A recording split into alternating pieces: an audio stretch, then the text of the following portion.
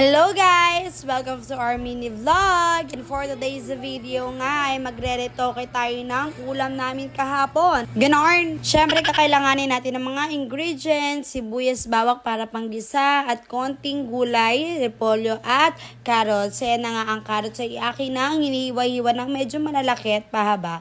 Dahil si Kambal ay hindi naman mahirap pakainin ng gulay kaya kering-kerebas lang. Ganon! Buti na nga lang at tinuruan ko ng aking mga anak na kumain ng gulay para sila ay lumakas at tumalino. Ganon! Inaamin ko naman na noong bata ko ay hindi ako mahilig kumain ng gulay kasi ang lagi naming ulam ay delata. Ganon! Utang pa.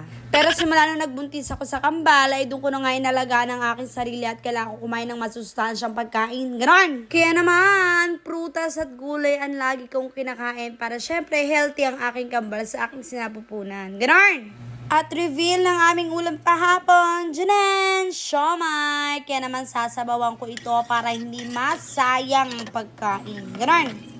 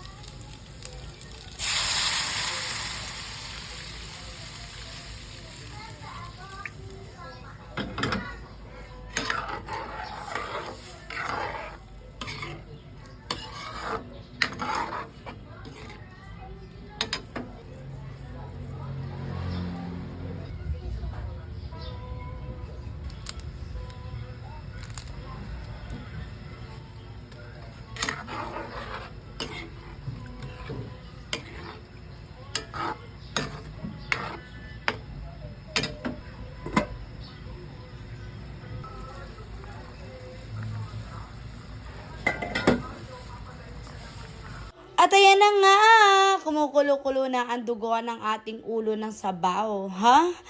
Ano daw?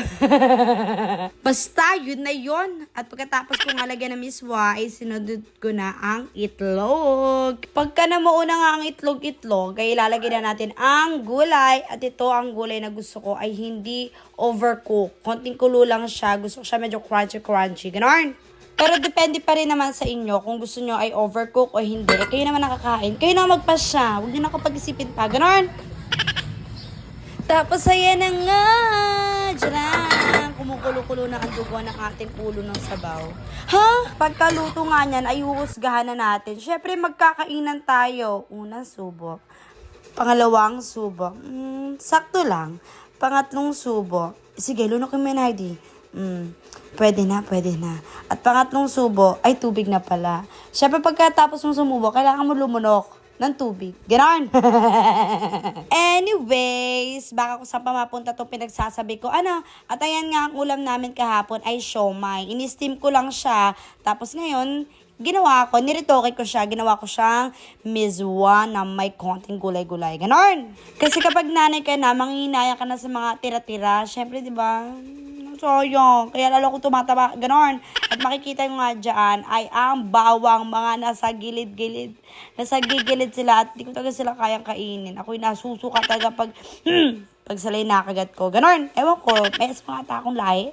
Kung natakam ko nga kayo, ay try nyo nang iulam to. Masarap siya. Lalo na pag tag-init. Ay, grabe. Ang sarap humigop ng mainit na sabaw ngayong tag-init. Mapapasin nga lang alam mo talaga.